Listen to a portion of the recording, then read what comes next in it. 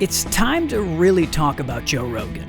Not that people aren't already talking about him. I mean, the guy just made a $100 million deal to exclusively release his podcast through Spotify, but that's exactly why we need to talk about him in a more informed way.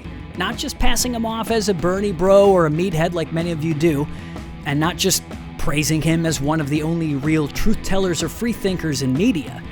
Of course, he's a little of all those things. Rogan didn't become one of the biggest names of American podcasting with millions of loyal fans by being easily categorized. Let me be very clear. I don't hate Joe Rogan. I completely understand why he's popular and an important voice to many people. It's just that if Rogan changed one thing, he would have the power to make a more lasting and positive impact on a generation of young men. I'm Brad Gage, and I'm here to tell all you freak bitches about why Joe Rogan doesn't understand toxic masculinity. Hello, freak bitches. In case you don't know his background, Joe Rogan started out as a comedian in Boston and New York, eventually moving to Los Angeles and nabbed gigs on TV shows like News Radio, Fear Factor, and The Man Show. That last one being a perfect example of some real old-school objectification. You get stuffed in a phone booth with as many bikini-clad judges as will fit, then you get to make a phone call to your ex-girlfriend and tell her what you're doing. So you're watching the game with your girlfriend, you got your hot dog. Who wants to walk all the way back to the kitchen just because you forgot the ketchup? Well, you'll never have to forget again. Thanks for these condiment implants filled with ketchup and mustard. Oh, baby. Yeah, those clips aged less like a fine wine and more like an open can of Surge. But enough of that gay passing of the torch stuff. Let's get on to God's work. In 2009, he launched the Joe Rogan Experience, a podcast where him and his friends could joke around and do whatever they wanted for whatever audience was into it. A way for anybody to broadcast something entertaining to the whole world and bypass this whole bullshit system of networks and radio stations and who the fuck are these people that are running this stuff? Since then, his downloads have risen to over 190 million per month. Now that is more than the amount of people worldwide who saw Avengers Endgame opening weekend.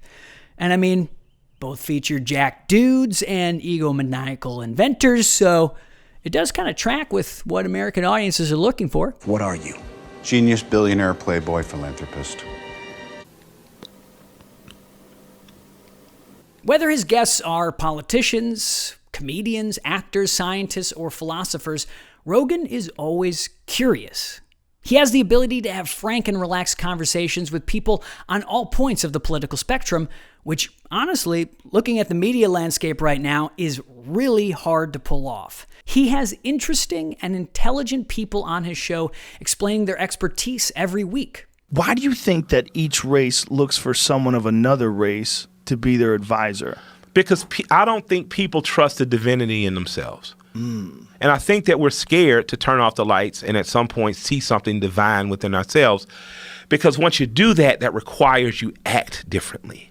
After looking at his podcast work as a whole, my main concern is not as much about how he features the voices of people who I disagree with, because that's part of the point of a show. Listen, bitches, you may force feed Eddie Bravo a bunch of CNN Fox News shit every morning, but you're fucking getting the Joe Rogan Experience up your fucking ass. And it's not about how racism sometimes pokes through as a joke. We're going to go see Planet of the Apes. So I look on the iPhone app, and it says, okay, take me to this one. And the guy goes, okay. I go, is that in a good neighborhood? He's like, oh, yeah. Guy barely speaks English. He takes us there. We get out. And we're giggling, oh, we're going to go see Planet of the Apes. We walk into Planet of the Apes. We walked into Africa, dude. We walked in the door, and there was no white people. Well, that was fucking awful. And while that was from 10 years ago, it still makes you wonder if Rogan thinks that's funny. While moments like that show that Rogan is definitely capable of huge errors in judgment, the one thing he has been consistently wrong about is his own toxic masculinity. It's toxic masculinity, Jordan. That one drives me fucking crazy. Like, what does that mean? Toxic masculinity, that's a hilarious expression. Talk about toxic masculinity. You'll be the poster boy for that shit. And they're blaming toxic masculinity on this guy shooting up that gay crowd in Orlando. Obviously, it happens that mass shooters are almost exclusively men. Yeah. But that's not toxic masculinity. Yes, it is. And if you agree with him, I totally understand why. You've been conditioned all your life to believe that these are truths. Me too. I've been conditioned. But just like all of us are learning right now about how systemic racism gives the upper hand to white people, it's also true that there are systems that men have set up for themselves to keep women disempowered. All this systemic shit runs deep. Women will tell you this. Yes. If they work at an office Yeah. and they've got a female boss that's a cunt, Yeah. that is one of the worst fucking, because you can't even fuck her. There's nothing you can do. Nothing you can do to make that bitch happy. She wants to take from you. She wants to squeeze your blood. At least if you're cute and your boss is disgusting and he's a fucking asshole, you could flirt with him a little bit and you could like maybe get him to like you more. Yeah. Toxic masculinity is defined by the cultural expectations of men to be aggressive, tough, daring, and dominant in order to realize their full potential as a male. Now, if you feel immediately inclined to post something negative about me, even using the term toxic masculinity, it goes to show how deeply embedded these ideas are in you. That you automatically need to challenge my masculinity for bringing it up. In the words of writer and researcher Rebecca Solnit, surely the mindset of those who think they need to win, to dominate, to punish, to reign supreme must be terrible and far from free. And giving up this unachievable pursuit would be liberatory. But a lot of the time for Joe Rogan and many of his guests, this less evolved stance on gender identity rears its head as making femininity a negative thing. I looked fake pussies. I looked up like tranny pussies, but I didn't look up. And those That's look. not good. What do you mean? The tranny pussy. What do you mean they're not good? Like Not they. good. It's not good. It's not real. Or sometimes it shows up as light homophobia. Ladies and gentlemen, I retired the word faggot from my vernacular. Sorry to hear that, Joe. I gave it up. I gave it up in light of this most recent controversy where I called this guy a faggot. To highlight this pattern of Rogan's, let's dive deeper into a discussion he has with comedian Jimmy Dore in episode 1412 of the Joe Rogan Experience. Now, Rogan likes to base his view on masculinity in science, DNA, and the natural order as he sees it. It's a biological imperative. It's a reason Right. why people breed. Right. It's like that's built into the DNA to make people attracted to females so they can spread their DNA. And that's what it is. It's that simple. It's it. To Billy. deny that is crazy, but you've got men denying it because they want women to like them, and then you got women dismissing it because they think that the men who express it in an honest way are pigs and sexist, and they exhibit toxic masculinity. And while this hot take ignores the desires of gay men, it is also a generalization that women don't want to hear that they're desired. Women's beef is more about how men express that they want to have sex, which is many times pushy, gross, or menacing. Not always, but many times. To act like women are making it socially unacceptable to be sexual or attentive to them ignores the female perspective, which is the entire point, again, of this conversation. If an artist doesn't stay well fucked, all he's going to be doing is thinking about getting laid. Yeah, men will understand that, but men will rarely say that in the presence of women. And so because of that, women either don't believe it or they dismiss it or they think you're a pig for expressing it. For God's sake, why don't men ever talk to women about issues that have to do with women? What is this, Congress?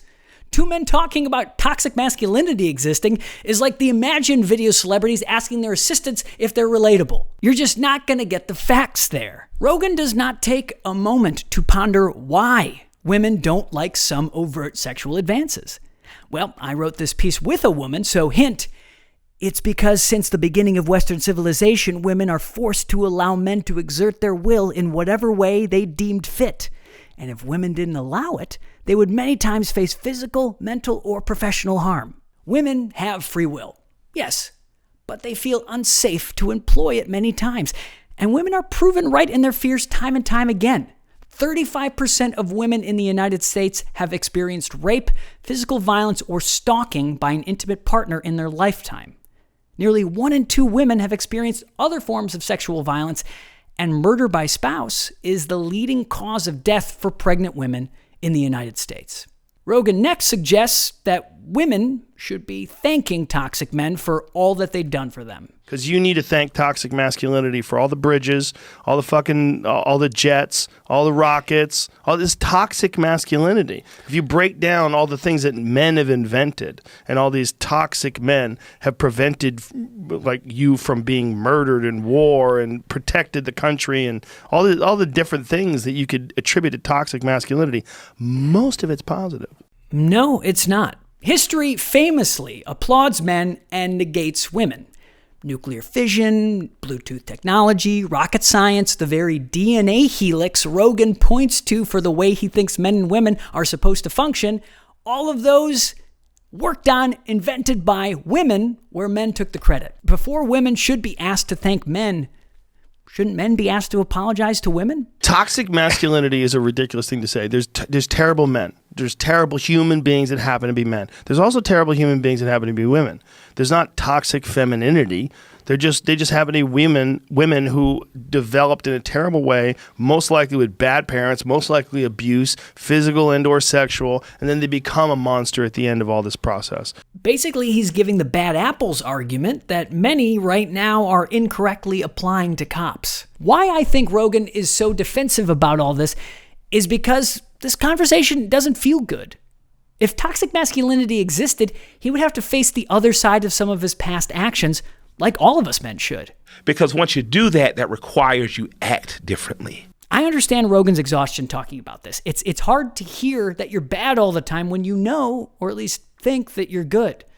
But sometimes your conditioned good isn't good for everyone else. I believe that Joe Rogan has more good than bad in his heart. I believe that Joe Rogan has helped women in his life. And I agree that some women do bad things and some men do bad things. But the bad things have been trending upward with men on the whole for a very long time. My point is, we can celebrate Rogan for the parts of him where he encourages thoughtful dialogue, but we should, in the same spirit, be wary when he faces a subject he completely negates. If you really like Joe Rogan's curiosity and fair-mindedness, take it and apply it to everything in your life. Apply it to this issue. Because Joe Rogan has a blind spot. That doesn't mean you have to.